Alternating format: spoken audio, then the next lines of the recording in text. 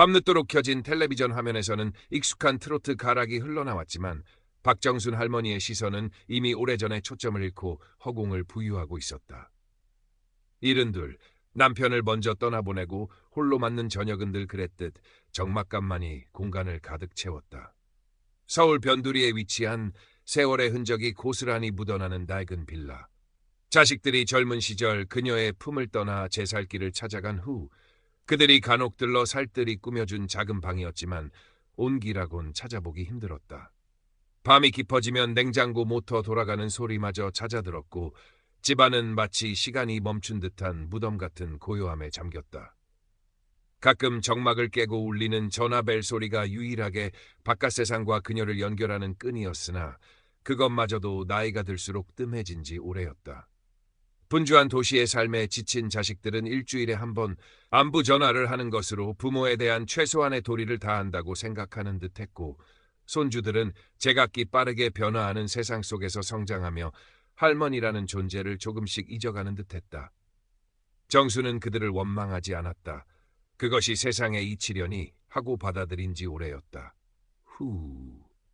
정수는 자신도 모르게 가슴 깊은 곳에서부터 길게 우러나오는 한숨을 내쉬었다. 창밖은 이미 짙푸른 어둠에 잠겨 있었고 방 안을 채우는 것은 천장에 매달린 형광등의 싸늘하고 메마른 불빛과 이제는 아무런 감흥도 주지 못하는 텔레비전의 공허한 소음뿐이었다. 그녀는 힘없이 리모컨을 들어 텔레비전의 전원을 껐다. 갑작스럽게 찾아온 정적이 오히려 더 큰 소음처럼 느껴지며 그녀의 귀를 먹먹하게 만들었다. 그때 머리맡에 놓인 낡은 스마트폰 액정이 희미하게 반짝이며 빛을 냈다. 몇 해 전 큰딸 지연이 엄마 적적하실까 봐라며 거의 억지로 사용법을 가르쳐준 물건이었다. 복잡하고 어려운 기능은 도무지 다룰 줄 몰라 주로 멀리 사는 손주들이 가끔 보내주는 사진을 들여다보거나 아주 가끔 동네 경로당 친구들이 단체 대화방에 보내주는 우스꽝스러운 동영상이나 꽃사진을 보는 용도로만 사용하고 있었다. 또 누가 뭘 보냈나? 시답잖은 것일 텐데 무심코 스마트폰을 집어든 정순의 눈이 가늘어졌다. 알림창에는 처음 보는 발신자의 이름이 떠 있었다. 늘 푸른 소나무라는 다소 유치한 닉네임 옆에는 시니어 이야기방이라는 알림이 함께 표시되어 있었다. 아마도 경로당 친구 중 누군가가 멋대로 자신을 초대한 모양이었다. 정수는 떨떠름한 표정으로 화면을 몇 번 두드렸다. 화면 안에는 이런저런 사는 이야기들, 건강에 관한 정보들이 쉴 새 없이 올라오고 있었다. 대부분은 그녀와 비슷한 연배의 사람들이 주고받는 시시콜콜하고 영양가 없는 대화들이었다. 별것도 없구먼. 괜히 봤네. 화면을 셔터 내리듯 끄려던 바로 그 순간 새로운 메시지 하나가 화면 상단의 작은 창으로 떠올랐다. 늘 푸른 소나무님, 안녕하세요. 은빛 파도입니다. 처음 뵙는 것 같은데 혹시 실례가 안 된다면 잠시 대화 나눌 수 있을까요? 은빛 파도라니. 정수는 속으로 낯간지러운 이름이라고 생각하면서도 자신도 모르게 이미 답장을 입력하고 있었다. 마치 오랫동안 누군가의 말을 기다려온 사람처럼. 네, 안녕하세요. 저는 박정순이라고 합니다. 얼마 지나지 않아 다시 은빛 파도로부터 메시지가 도착했다. 그의 답장은 생각보다 정중하고 따뜻했다. 반갑습니다, 정수님. 저는 최수혁이라고 합니다. 현재 사업 때문에 해외에 거주하고 있는데 고향 생각이 간절해서 이런저런 이야기를 나누고 싶어 커뮤니티에 가입하게 되었습니다. 정수님도 혹시 외로우실 때나 말벗이 필요하시면 언제든 저에게 편하게 말씀해 주세요. 좋은 친구가 되어드릴 수 있다면 더할 나위 없이 기쁠 것 같습니다. 최수연은 그의 이름을 입안에서 나직이 읊조렸다. 프로필 사진에는 50대 후반쯤으로 보이는 점잖고 부드러운 인상의 남자가 온화하게 미소 짓고 있었다. 깔끔하게 빗어 넘긴 머리, 고급스러워 보이는 양복과 배경으로 살짝 보이는 고풍스러운 서재 풍경이 그의 사회적 지위와 교양 수준을 짐작하게 했다. 어딘지 모르게 푸근하고 믿음직스러운 인상이었다. 정수는 자신도 모르게 침을 꼴깍 삼켰다. 네, 감사합니다. 저야말로 잘 부탁드립니다. 저도 혼자 지내는 시간이 많아서요. 그렇게 어색하게 시작된 대화는 생각보다 훨씬 길게 그리고 깊게 이어졌다. 최수혁이라는 이름의 그 남자는 마치 오랫동안 알고 지낸 친구처럼 정순의 말에 진심으로 귀 기울여 주었고 그녀의 사소한 푸념에도 따뜻한 격려와 진심 어린 위로를 건넸다. 정수는 수십 년 만에 처음으로 누군가에게 자신의 속마음을 가슴 깊이 묻어두었던 이야기들을 털어놓는 듯한 해방감을 느꼈다. 까마득히 잊고 지냈던 남편이 아직 살아있을 때도 이렇게 다정하고 속 깊은 대화를 나눠본 적이 있었던가 하는 아련한 생각마저 들었다. 밤이 깊어가는 줄도 모르고 정수는 스마트폰 액정 위로 쉴 새 없이 떠오르는 그의 글자들을 하염없이 바라보았다.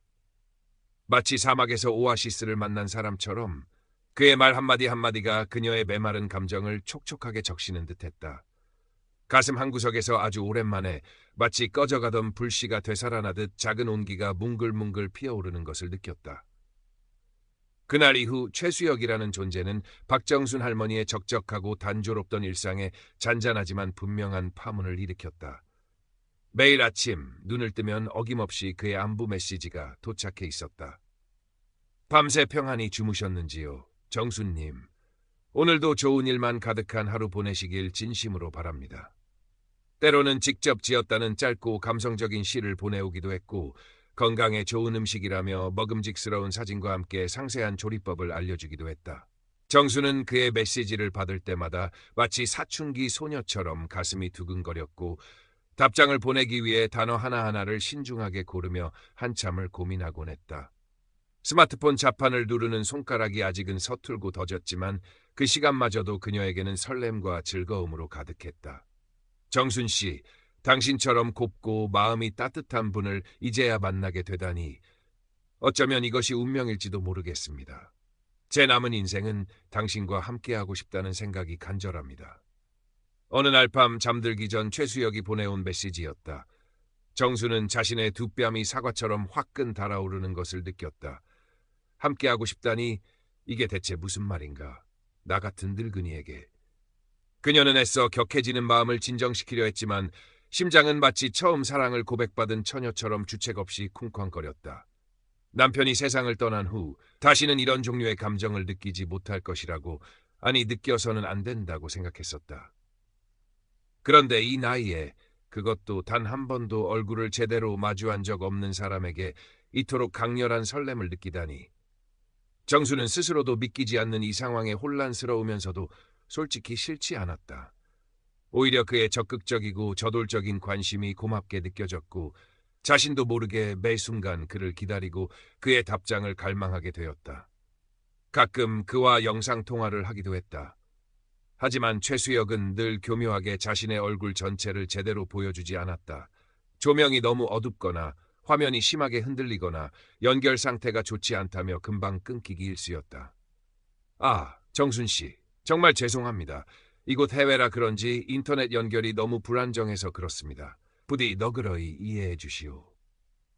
그는 늘 진심으로 미안해하는 듯 말했고 정수는 그런 그의 사정을 의심하기보다는 안쓰럽게 여겼다. 그의 다정하고 중후한 목소리만으로도 충분히 위안이 되었고 그의 진심이 느껴진다고 생각했기 때문이었다. 오히려 매번 제대로 된 대화를 이어가지 못하는 그의 사정을 이해해주지 못하는 자신이 미안할 따름이었다. 그는 통화가 연결될 때마다 정순의 건강을 꼼꼼히 챙겼고 그녀가 느끼는 외로움을 진심으로 걱정해 주었다. 멀리 사는 자식들보다 어쩌면 더 살뜰하고 자상하게 자신을 챙겨주는 듯한 느낌마저 들었다. 정수는 그렇게 점점 더 깊이 자신도 모르는 사이에 최수혁이라는 존재에게 빠져들고 있었다. 그의 존재는 마치 어둠 속에 갇혀있던 정순의 텅 빈 일상의 한 줄기 밝은 빛과 같았다. 그의 메시지를 기다리는 것이 하루 중 가장 중요하고 설레는 일과가 되었고 그의 사소한 칭찬 한마디에 세상을 다 얻은 듯 기뻤으며 그의 작은 한숨 소리에도 가슴이 철렁 내려앉곤 했다. 방 한쪽에 놓인 이제는 먼지가 희끗하게 쌓인 남편의 영정사진을 볼 때면 가끔 양심의 가책과 함께 죄책감이 물밀듯이 밀려오기도 했지만 그 무거운 감정은 이내 최수혁이 건네는 달콤하고 따뜻한 위로의 말들 속에 눈 녹듯 희석되어 사라지곤 했다. 그렇게 한 달이라는 시간이 꿈결처럼 흘러갔을까. 어느 날 오후 최수혁에게서 평소와 달리 다급한 목소리에 전화가 걸려왔다. 정순 씨, 정말 면목 없지만 제가 급하게 돈이 필요한 일이 생겼습니다. 한국에 있는 하나뿐인 조카 아이가 갑자기 교통사고를 당해 병원에 입원했는데 당장 수술비가 조금 모자란다고 합니다. 제가 지금 해외에 있어서 바로 돈을 보내기가 어려운데 혹시 정말 염치 없지만 30만 원만 빌려주실 수 있겠습니까? 제가 한국에 들어가자마자, 아니 그전에라도 어떻게든 바로 갚도록 하겠습니다. 정수는 순간적으로 망설였다. 아무리 친밀하게 지낸다고 하지만 돈 문제는 늘 조심해야 한다는 것을 평생의 경험으로 알고 있었다. 하지만 그의 다급하고 애절한 목소리, 그리고 생명이 위태로울지도 모르는 조카에 대한 걱정이 그녀의 마음을 약하게 만들었다. 30만 원 정도는 큰 돈이 아니니 괜찮겠지. 그리고 곧바로 갚는다고도 했고 나를 얼마나 믿으면 이런 부탁을 했을까. 알겠습니다. 너무 걱정 마시고 계좌번호 보내주세요. 바로 보내드리겠습니다. 떨리는 손으로 동네 은행 ATM 기기 앞에서 돈을 송금하며 정수는 괜스레 주변 사람들의 시선을 의식하며 두리번거렸다. 마치 남몰래 나쁜 짓이라도 하는 사람처럼 가슴이 불안하게 두근거렸다. 며칠 후 최수혁은 약속했던 날짜보다 하루 먼저 정확히 30만 원을 정순의 계좌로 보내왔다. 그리고는 전화까지 걸어와 몇 번이고 진심으로 고맙다는 인사를 전했다. 정수는 오히려 자신이 더 고마웠다. 그가 자신을 그만큼 믿고 어려운 부탁을 해준 것도, 그리고 무엇보다 약속을 정확히 지켜준 것도 모두 그에 대한 신뢰를 더욱 깊고 단단하게 만들었다. 역시 좋은 사람이야. 내가 사람 보는 눈은 틀리지 않았어. 정수는 안도하며 자신도 모르게 흐뭇한 미소를 지었다. 그 일이 있은 후 최수혁은 이전보다 훨씬 더 노골적이고 적극적으로 정순에게 애정을 표현했다. 정순 씨와 함께라면 제 남은 인생이 조금도 외롭거나 쓸쓸하지 않을 것 같습니다. 제가 지금 진행하는 사업만 잘 마무리되면 빠른 시일 내에 한국에 들어가서 꼭 한번 직접 뵙고 정식으로 인사드리고 싶습니다. 그는 종종 한국에서의 새로운 사업 투자 계획을 구체적으로 이야기하며 그 사업이 성공적으로 마무리되면 정순과 함께 조용하고 편안한 노후를 보내고 싶다는 희망을 감추지 않고 내비쳤다. 정수는 그의 말을 들을 때마다 가슴이 벅차오르는 것을 느꼈다. 어쩌면 자신에게도 황혼역의 두 번째 봄이 예기치 않은 행운이 찾아올 수 있을지도 모른다는 달콤한 기대감이 걷잡을 수 없이 피어올랐다. 그리고 얼마 지나지 않아 최수혁에게서 다시 연락이 왔다. 이번에는 그의 목소리가 지난번보다 훨씬 더 심각하고 절박하게 들렸다. 정순 씨, 정말 면목이 없습니다. 하지만 또다시 당신에게 손을 벌려야 할 것 같습니다. 제가 한국에 투자하려던 중요한 사업 자금이 갑작스러운 금융 문제로 잠시 막히게 되었습니다. 이번 주 안으로 이 문제를 해결하지 못하면 그동안 공들여온 모든 것이 한순간에 수포로 돌아갈 위기에 처했습니다. 딱 500만 원만 저를 믿고 도와주실 수 있겠습니까? 이번 일만 잘 해결되면 제가 투자금의 몇 배로 두둑하게 보답하겠습니다. 그리고 약속드린 대로 모든 것을 정리하고 한국에 들어가서 남은 여생을 정순 씨와 함께 500만 원. 정순에게는 결코 적지 않은, 아니 평생 만져보기도 힘든 큰 돈이었다. 그것은 남편이 병상에서 마지막으로 그녀의 손에 쥐어준 얼마 되지 않는 유산과 평생 시장 좌판에서 억척같이 일하며 아끼고 모은 소중한 노후 자금에서나 꺼낼 수 있는 금액이었다. 정수는 깊은 고민과 갈등에 휩싸였다. 하지만 최수혁의 절박하고 애처로운 목소리와 그의 장밋빛 미래에 대한 달콤한 약속이 귓가에 끊임없이 맴돌았다.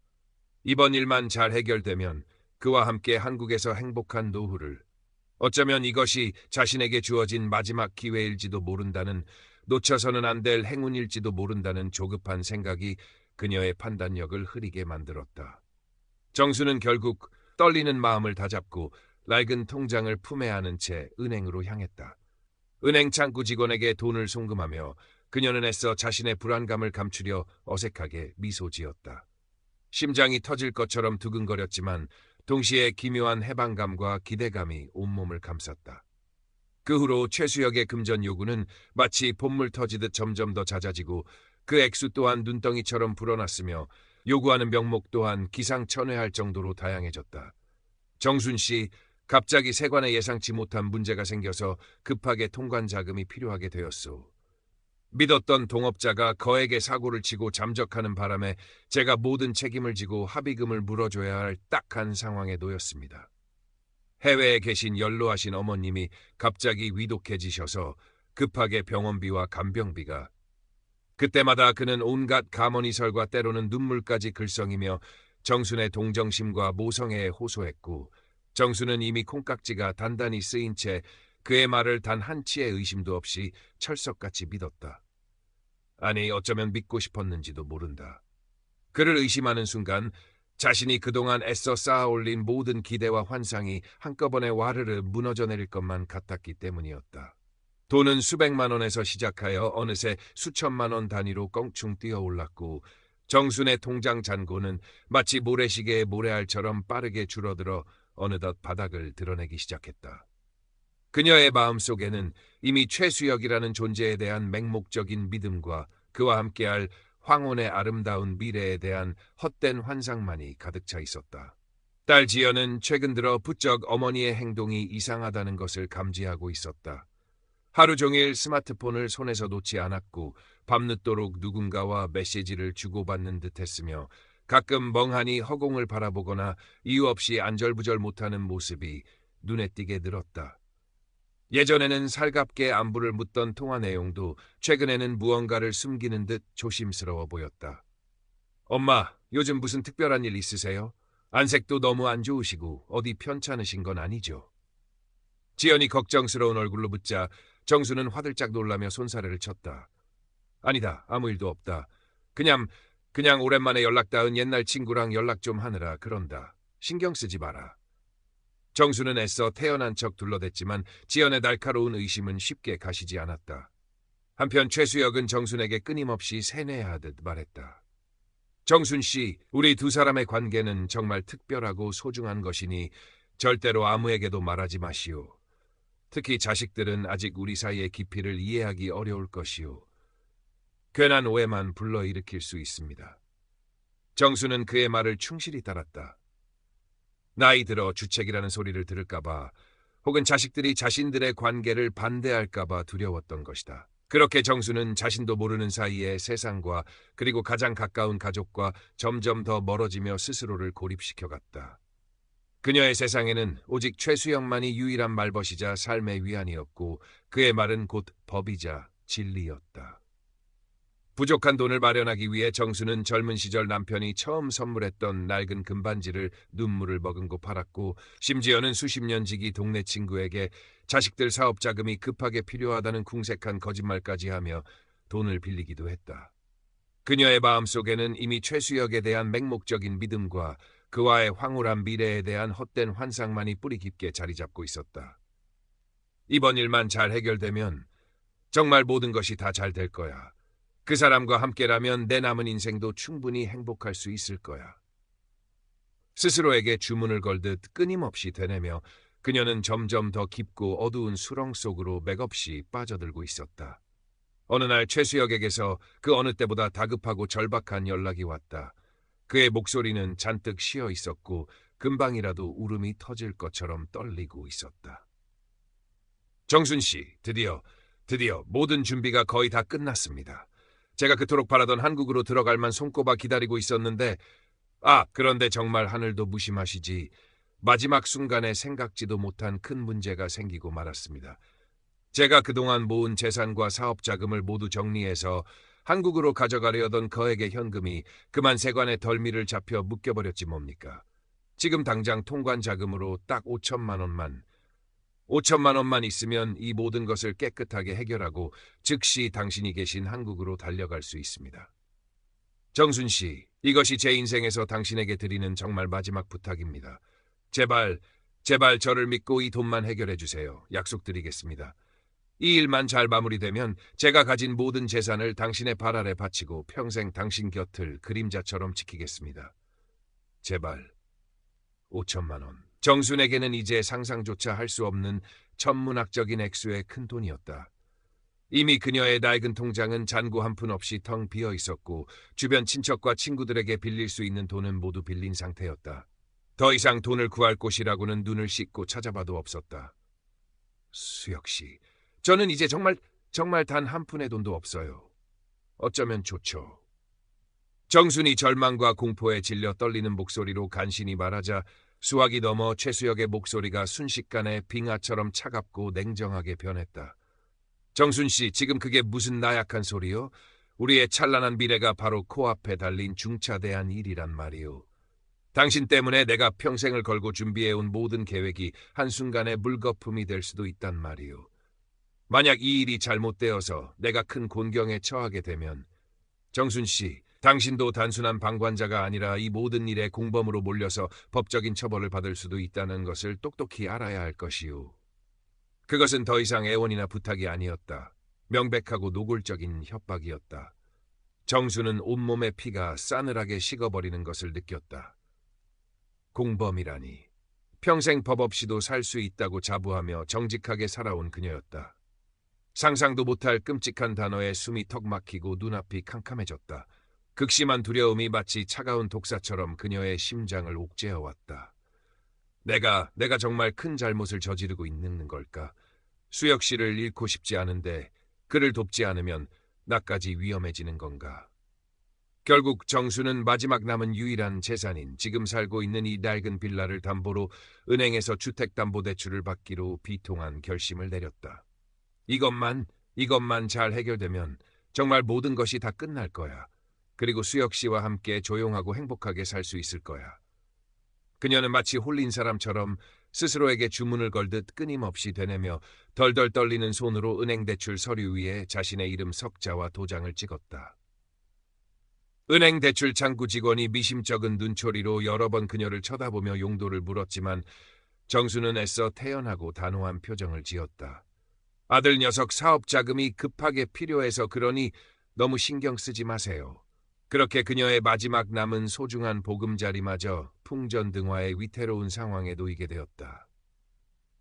그날따라 유난히 어머니의 안색이 파리하고 어두워 보여 걱정이 되었던 딸 지연은 퇴근길에 불쑥 어머니의 빌라로 향했다.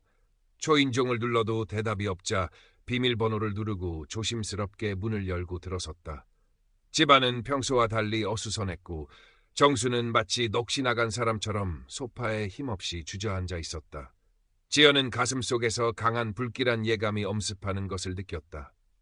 엄마, 무슨 일 있으셨어요? 얼굴이 왜 이렇게 안 좋으세요? 어디 편찮으신 거예요? 정수는 아무런 대답도 하지 않고 그저 고개만 가로저을 뿐이었다. 지연은 불안한 마음을 애써 누르며 정순의 방으로 들어갔다. 그리고 무심코 화장대 맨 아래 서랍을 열었다. 그 안에는 복잡한 대출 관련 서류 뭉치와 함께 최수혁이라는 알 수 없는 이름의 남자에게 최근 몇 달간 거액의 돈이 여러 차례 송금된 은행 통장 거래 내역서, 그리고 마치 사춘기 소녀가 첫사랑에게 보내는 연서처럼 애틋하고 절절한 내용이 담긴 일기 형식의 편지들이 뒤죽박죽으로 섞여 있었다. 나의 사랑하는 수혁 씨, 당신을 만난 건 제 황혼역에 찾아온 가장 큰 행운이자 기적이에요. 매일 밤 당신과 함께할 아름다운 미래를 생각하면 늙은이의 가슴도 주책 없이 터질 것처럼 설렙니다. 지연은 떨리는 손으로 서류들과 편지들을 하나하나 읽어 내려갔다. 그리고 그 순간 모든 것을 직감적으로 깨달았다. 자신의 어머니가 상상조차 할 수 없는 끔찍하고 악랄한 사기를 당하고 있다는 것을. 엄마, 이게 다 뭐예요? 이 최수혁이라는 사람 대체 누구냐고요? 지연의 다급하고 절박한 외침에 정수는 마치 잠에서 깨어난 사람처럼 화들짝 놀라 일어섰다. 그녀는 딸의 손에 들린 서류들을 보고 얼굴이 백지장처럼 하얗게 질려버렸다. 그건 아무것도 아니다. 네가 신경 쓸 일 아니야. 엄마, 지금 제정신이세요? 이 사람한테 도대체 얼마나 많은 돈을 보낸 거예요? 이제는 집까지 담보로 잡히고 대출까지 받으신 거냐고요. 지연은 울부짖으며 소리쳤다. 정수는 처음에는 완강히 부정하며 현실을 받아들이려 하지 않았다. 네가 뭘 안다고 그렇게 함부로 말하는 것이냐. 그 사람은 절대로 그런 나쁜 사람 아니다. 곧 한국에 와서 나랑 같이 살 사람이라고. 그녀는 딸에게 악을 쓰며 격렬하게 저항했다. 그것이 자신이 붙잡을 수 있는 마지막 남은 희망의 끈이라고 믿고 싶었다. 하지만 지연은 결코 포기하지 않았다. 스마트폰으로 인터넷에 접속하여 로맨스 스캠, 노인 대상 온라인 사기, 해외 사업가 빙자 금전 요구 등을 검색해 수많은 유사한 피해 사례들을 찾아내어 어머니에게 하나하나 들이밀었다. 최수혁의 달콤한 말과 수상한 행동 패턴이 사기꾼들의 전형적인 수법과 소름 끼치도록 똑같았다. 프로필 사진과 다른 목소리, 얼굴을 제대로 보여주지 않는 점, 해외 거주 성공한 사업가 행세, 감성적이고 다정한 접근 후 이어지는 교묘한 금전 요구, 사업 투자나 통관 문제 등 다양한 명목의 송금 유도, 그리고 가족이나 주변 사람들과의 관계를 교묘하게 차단하는 수법까지. 정수는 딸 지연이 내미는 스마트폰 화면들을 멍하니 바라보며 점차 냉혹한 현실을 직시하기 시작했다. 온몸에 힘이 쭉 빠져나가는 듯한 극심한 허탈감이 밀려왔다. 자신이 그토록 진심을 다해 믿었던 모든 것이 한낱 신기루 같은 거짓이었다는 사실을 도저히 받아들이기 어려웠다. 떨리는 손으로 마지막 희망을 걸고 최수혁에게 전화를 걸었다. 하지만 수화기 너머에서는 고객님의 전화기가 꺼져 있어 음성 사서함으로 연결됩니다. 라는 차갑고 기계적인 안내 음성만이 반복해서 흘러나올 뿐이었다. 메신저 앱을 열어보았지만 그토록 다정했던 은빛 파도 최수혁이라는 이름은 마치 처음부터 존재하지 않았던 것처럼 흔적도 없이 사라져 있었다. 아, 안 돼. 그럴 리가 없어. 정수는 그 자리에 맥없이 주저앉아 어린아이처럼 목 놓아 오열했다. 평생을 아끼고 모은 소중한 재산을 한순간에 모두 잃어버렸다는 허탈감보다 진심을 다해 믿고 의지했던 사람에게 이토록 철저하고 잔인하게 배신당했다는 참을 수 없는 고통이 그녀의 가슴을 더욱 날카롭게 후벼 팠다. 지독한 수치심과 견딜 수 없는 자책감이 마치 거대한 파도처럼 그녀를 덮쳐왔다. 내가 얼마나 어리석고 판단력이 흐렸으면 이런 말도 안 되는 유치한 사기에. 눈물조차 나오지 않았다. 텅 비어버린 방 안에 그녀의 처절하고 비통한 절규만이 공허하게 메아리쳤다. 지연은 산산조각처럼 무너져 내린 어머니를 부둥켜 안고 함께 눈물을 흘렸다. 당장이라도 그 악마 같은 사기꾼을 찾아내 갈기갈기 찢어버리고 싶었지만 지금은 상처 입은 어머니를 보듬고 위로하는 것이 먼저였다. 며칠을 뜬 눈으로 지새우며 어머니 곁을 지킨 후 지연은 거의 실신 상태인 어머니를 간신히 설득하여 인근 경찰서로 향했다. 서울지방경찰청 사이버수사팀 사무실. 젊고 정의감 넘치는 경찰관 김민주는 덜덜 떨리는 목소리로 간신히 진술을 이어가는 박정순 할머니를 깊은 연민과 안타까움이 뒤섞인 눈빛으로 바라보았다. 이미 여러 차례 비슷한 유형의 사건을 접해왔고 피해자들의 절망적인 모습을 수없이 목격했지만 인간의 선량한 마음을 악용하는 범죄의 잔혹함과 그로 인해 피해자들이 겪는 헤아릴 수 없는 고통은 매번 새롭고 무겁게 다가왔다. 어머님, 너무 자책하지 마십시오. 어머님께서는 아무런 잘못이 없습니다. 사람을 쉽게 믿고 정을 준 것이 죄가 될 수는 없습니다. 어머님의 순수한 마음을 악용한 그 범인이 나쁜 겁니다. 저희가 최선을 다해서 반드시 그놈들을 잡도록 노력하겠습니다. 김민주는 박정순 할머니의 거칠어진 손을 따뜻하게 잡으며 진심으로 위로의 말을 건넸다. 그의 진심 어린 위로와 다정한 눈빛에 꾹꾹 눌러왔던 서름이 다시 북받쳐 오른 정수는 어린아이처럼 또다시 하염없이 눈물을 쏟아냈다. 지연은 이 사건을 그냥 넘길 수 없다고 판단하여 용기를 내어 여러 언론사에도 제보했다. 더 이상 어머니와 같은 안타까운 피해자가 생기지 않기를 간절히 바라는 마음에서였다. 얼마 후 한 시사 고발 프로그램에서 노인들을 대상으로 한 신종 로맨스 스캠의 심각성을 심층적으로 다루며 박정순 할머니의 안타까운 사연, 가명 및 일부 내용 각색 처리 전국에 방송되었다. 방송이 나간 후 수많은 시청자가 안타까움을 표하며 정순 할머니를 향한 응원의 메시지를 보내왔고 유사한 피해를 경험한 사람들의 추가 제보도 이어졌다. 정수는 한동안 극심한 우울감과 대인기피증에 시달렸다. 평생을 바쳐 정직하게 일구고 아껴온 모든 것을 한순간에 잃었다는 엄청난 상실감과 세상 전체에 대한 깊은 불신은 그녀를 어두컴컴한 방구석에 스스로를 가두게 만들었다.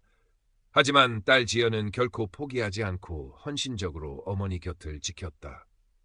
매일같이 퇴근 후 어머니 집을 찾아와 함께 저녁을 먹고 밤늦도록 말벗이 되어주며 어머니의 얼어붙은 마음을 녹이려 애썼다. 담당 형사인 김민준 경찰관도 틈틈이 수사 진행 상황을 알려주고 따뜻한 격려의 말을 건네며 정순에게 작은 용기를 북돋아 주었다. 그러던 중 지연은 인터넷 검색을 통해 로맨스 스캠 피해자들이 서로의 아픔을 나누고 정보를 공유하는 온라인 자조 모임이 있다는 것을 알게 되었다. 정수는 처음에는 세상 모든 사람이 자신을 비웃고 손가락질할 것이라는 생각에 완강히 거부했지만 지연의 끈질기고 진심 어린 설득에 마지못해 모임에 한번 나가보기로 어렵게 결심했다. 그곳에서 그녀는 자신과 너무나도 비슷한 아픔과 상처를 겪은 여러 명의 동년배 노인들을 만났다. 처음에는 어색하고 두려웠지만 서로의 기구한 이야기를 눈물로 나누고 서로의 어깨를 토닥이며 진심으로 위로하는 과정에서 정수는 아주 조금씩 마음의 문을 열기 시작했다. 자신만이 이런 끔찍한 일을 당한 것이 아니라는 사실, 그리고 자신의 고통을 이해하고 공감해주는 사람들이 있다는 사실이 그녀에게는 무엇과도 바꿀 수 없는 큰 위안이 되었다. 몇 달이라는 시간이 흐른 후 김민준 경찰관으로부터 다소 상기된 목소리에 연락이 왔다. 국제공조 수사와 끈질긴 추적 끝에 최수혁이 속한 것으로 강력하게 추정되는 대규모 로맨스 스캠 조직의 일부 해외 총책급 인물과 국내에서 자금 세탁 및 인출을 담당했던 몇몇 조직원들이 검거되었다는 반가운 소식이었다. 하지만 안타깝게도 박정순 할머니를 직접 상대했던 최수혁이라는 가명의 인물은 여전히 오리무중이었고 교묘하게 법망을 빠져나가 행방이 묘연한 상태였다. 또한 정순이 잃어버린 막대한 액수의 돈을 되찾을 가능성은 현실적으로 거의 없다는 절망적인 이야기도 함께 전해들었다. 완벽한 정의 구현이라고는 할 수 없었지만 그래도 자신을 나락으로 떨어뜨린 악의 무리 중 일부나마 처벌받았다는 사실에 정수는 쓰라린 마음 한편으로 작은 위안을 얻을 수 있었다. 시간은 강물처럼 흘러 정수는 아주 느리지만 조금씩 일상을 회복해갔다. 잃어버린 돈과 시간, 그리고 산산조각 난 자존심은 영원히 되돌릴 수 없다는 것을 받아들이는 데는 오랜 시간이 걸렸다. 하지만 절망의 끝에서 그녀는 딸 지연과의 관계가 이전보다 훨씬 더 깊고 단단해졌음을 깨달았다. 그녀는 이제 자신의 아프고 수치스러웠던 경험을 다른 사람들에게 조심스럽게 이야기할 용기를 내기 시작했다. 동네 노인정이나 복지관에서 간헐적으로 열리는 금융사기 및 디지털 범죄 예방 교육 프로그램의 자원봉사자로 참여하여 자신의 실제 사례를 통해 다른 노인들에게 로맨스 스캠의 위험성과 대처 방법 등을 알려주었다. 처음에는 과거의 상처가 떠올라 목이 메고 힘들었지만 자신의 이야기가 단 한 사람에게라도 도움이 될 수 있다는 사실이 그녀에게 새로운 삶의 의미와 작은 보람을 찾아주었다. 어느 따스한 햇살이 창가에 가득 들어오던 봄날 오후, 정수는 딸이 얼마 전 새로 사준 최신형 스마트폰으로 멀리 사는 어린 손주와 즐겁게 영상 통화를 하고 있었다. 화면 속에서 연신 재롱을 부리며 할머니, 사랑해요 를 외치는 손주의 천진난만한 모습을 보며 그녀의 주름진 입가에 아주 오랜만에 진심에서 우러나오는 환한 미소가 따뜻하게 떠올랐다. 과거의 깊은 상처는 여전히 그녀의 가슴 한구석에 희미한 흉터처럼 남아있었지만 이제 그녀는 더 이상 그 아픈 상처에 갇혀 과거의 그림자 속에서만 살지 않았다. 한때 세상과의 유일한 연결고리였던 스마트폰은 그녀에게 씻을 수 없는 끔찍한 고통과 절망을 안겨주었지만 역설적이게도 이제는 새로운 방식으로 사랑하는 가족과 그리고 아직은 낯설지만 따뜻한 세상과 다시 한번 진심으로 연결되는 소중한 통로가 되어주고 있었다. 창밖으로 살랑이며 불어오는 싱그러운 봄바람이 어느새 희끗희끗해진 그녀의 머리카락을 마치 위로하듯 부드럽게 어루만져 주었다. 정수는 가만히 눈을 감고 그 따스한 봄의 향기를 가슴 깊이 들이마셨다. 아직은 모든 것이 불안하고 두렵지만 아주 조금은 다시 한번 살아갈 용기가 생기는 것 같았다.